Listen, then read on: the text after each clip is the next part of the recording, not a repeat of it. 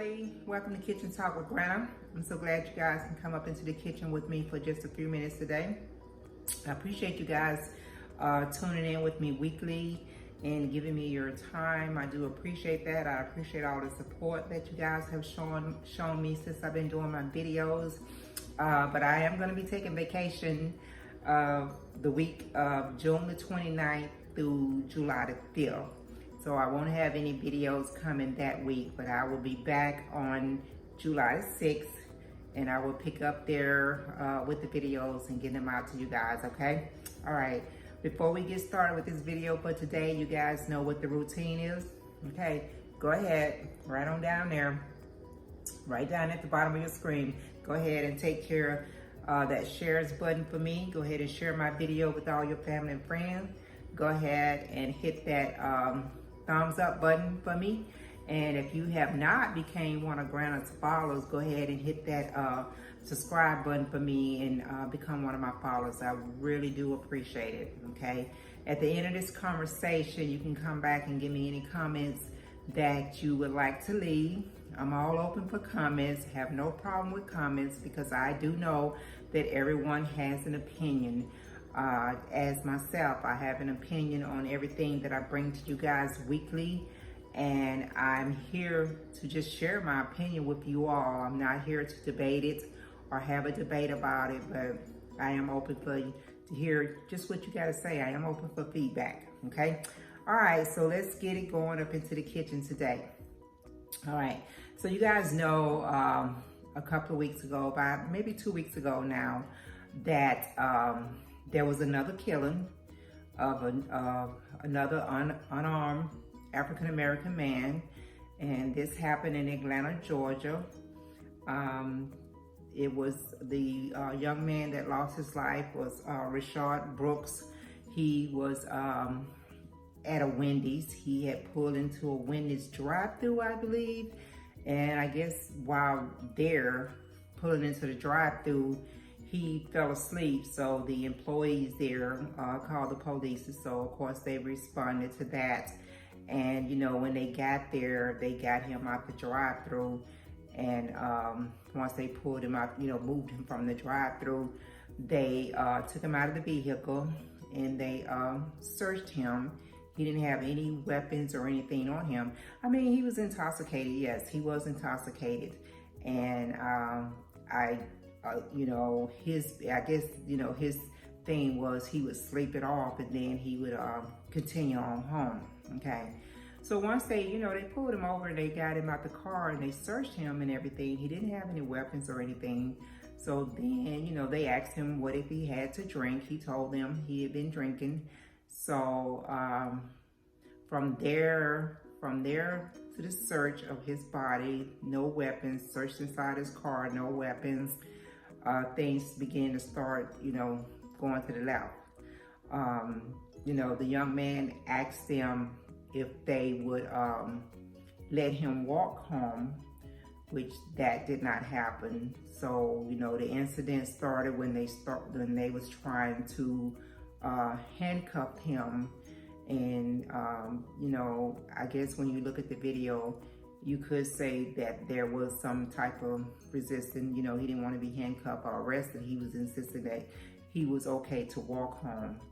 So they, you know, they tussle. He ended up with one of the policemen's stunt gun and you know, doing the tussle and all that. So once that took place, and then the videos go from there to him running away from the policeman. And now they were saying, by them looking at that video and them investigating it, that he was trying to shoot one of the policemen with a stunt gun. But then I guess the people that was investigating it was saying that the stunt gun couldn't even be used anymore because it had already been used 2 times or 3 times already. So, you know, Rayshard was running away from the police. He did end up getting shot in the back 2 times, I believe. It may have been 3 times, but it cost him his life. You know, this cost him his life. My question is, what were there other options? You know, if it was, you know, I'm looking at it from the outside, I see there was other options. You know, option number one, once they determined that he was intoxicated, he had no weapons, he was not moving, he was not driving the vehicle was parked when they got there, he was in the vehicle. Could they not have just simply let him walk home? You know, they've already determined that he is intoxicated. He's intoxicated in his car. He's not disturbing no peace. He's not harassing anyone. He's not messing with anyone. Why could he not have the permission to walk to his sister? I believe he said his sister stayed very close to where he was at. Okay, so that was not an option that they agreed to let him do. Then why would they not let him call someone to come and get him? I have been in a situation with someone that had had a couple of too many drinks, and they called me to come pick them up, and the policeman told them, well, if you call someone to come and get you, then we will let you go. You're not driving, because they was also in a parked area in their car. They said they was driving home and they felt like they need to pull over and just chill for a minute. And while they were sitting there parked, the policeman came, same situation with Rayshard, and they, you know, they had him to call someone to come and pick him up. So I did go pick him up. They was there when I got there, and they just told me, you need to take him home. They handed me the keys, and the next day I took him his keys and took him back to get his car. But, you know, they could have, with this situation, why would they not let him walk home? Why would they not let him call someone to come and get him from the scene and take him home and give that person the keys, and then they can come back the following day and pick up his vehicle? Or why would they just not take him home?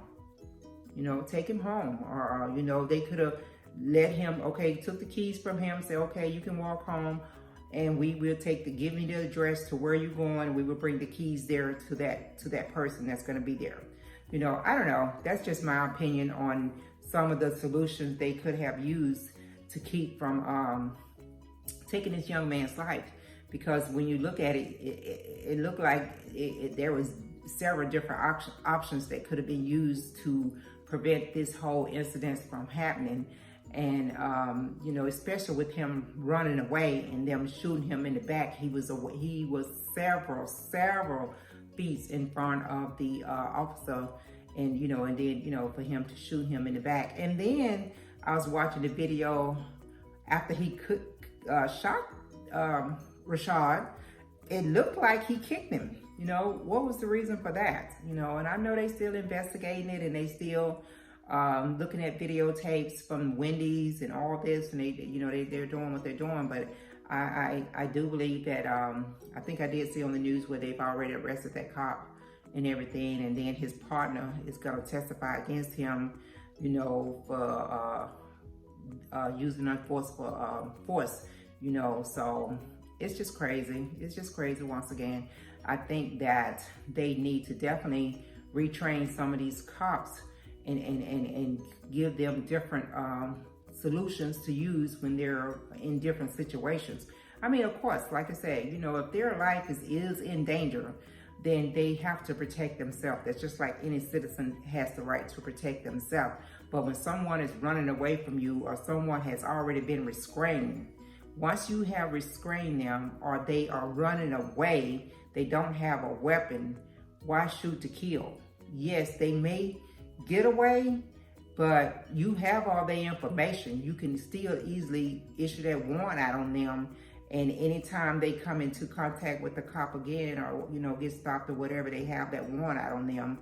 You know, it just seems like some of these policemen do need to be retrained when it comes to handling different situations.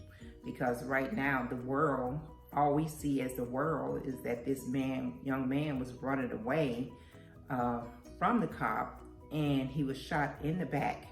And when you're shot in the back, I mean, what did that tell you? You know, I'm just throwing that question out there. If you're shot in the back, or someone in your family member is shot from the back, I mean, what are you supposed to think? You know, what are you supposed to, you know, how are you supposed to look at that? So it's just crazy, you know. I don't know when it's going to change or what it's going to take to change. And, you know, it all comes back to the question that everyone is asking, you know, Black Lives Matters, or why do Black Lives Matters? Because we are continually seeing this type of murder or this type of action taken against African Americans, and you know, and they're losing their life. You know, like I said, this young man, yes, he was intoxicated. Yes, he had too much to drink. He had to have realized he had too much to drink, or he would have never pulled over. He would have kept on, you know, driving. You know, he had pulled over either to get some food, to try to put some food in his stomach. For whatever reason, he was not driving. The car was parked. He was not driving. So, you know, it just doesn't make any sense. It's you know, with everything that's going on in this world today, and then with this to just happen with George Floyd, a little over almost a month before, then this to happen. You know, did you not learn or see anything from that incident that should be handled differently?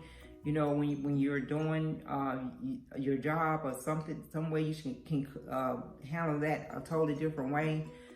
I don't know. I don't think some of the policemen are getting it, and I still think it all goes back to, you know, if someone has hatred in their hearts, they don't care about what's going on in the world. They don't care that everything is being video recorded and everything is being put out there for the whole world to see. They don't care, because when you got that hatred in your heart, that's all you see is hatred. Or if you feel like someone is getting the best of you of the situation, or you feel like you're not superior anymore, you're not in control, the first thing you want to do is pull out your weapon and take that person's life. You know, it's not even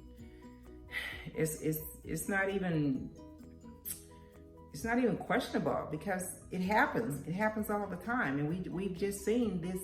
We've seen this happen to 3 young men in the last 3 months, 3 to 4 months. 3 young men have lost their life by the hands of someone that has hatred in their hearts, someone that did not care about taking a human life, someone that did not care that they was being filmed. You know, you go back to Ahmaud Arbery, they knew that incident was being filmed because the neighbor that was riding behind them was filming it, and they knew it. Go back to George Floyd, they knew that they was being filmed while he had his knee on his neck, because all the people standing around was filming it, all the witness. And now you have this incident where you know there's cameras up there at the Wendy's, and plus you got your body camera on you. Everything is being filmed. So, you know, it's like they're not even afraid to be committing these acts or doing this and knowing that they're being filmed about it. You know, and I just believe that it's just so much hatred in them that they don't care. You know, they don't care. They just got hatred in them. When they come across, you know, African American, like I said, they're already going to come across it in a whole different state of mind than they would if it was a different race. You know, just getting a call saying that it's an African American person, whatever the case, whatever they're doing, just putting in there it's an African American person, that whole situation going to be handled different anyway, you know, and people knows that. They know if they call the police and mention, oh, it's African American doing this, that the situation, they're going to respond a totally different way. I really feel bad for the Brooks family, his wife. I mean, it was so sad, you know, to listen to his wife talk on the news about him. And, you know, it's just crazy. You know, of course, they burnt down the Wendy's. You know, the Wendy's got burnt down, and that started the whole protest all over again. Not that it has ended. People are still out there voicing their opinion and everything. So it's just crazy. I mean, how much more are we going to see? You know, it's like every other week, there's something serious going on, or someone is losing their life, but they want to continually to ask us the question, why y'all say Black Lives Matters? That's why. Watch the TV. It's right there. It's right there. It's out there for the whole world to see why we're continually to say Black Lives Matters, okay? All right, well, once again, that's just Granna's opinion. You can watch the news, you can go back and watch the videos, you can see everything that happened with Rayshard Brooks and how he lost his life and the whole incident, okay? Thank you guys for hanging out with me today. I hope you guys have a great 4th of July weekend coming up in about a week and a half. Just have a great time, be safe, be kind to everybody you come in contact with, and I will see you guys back on July the 6th.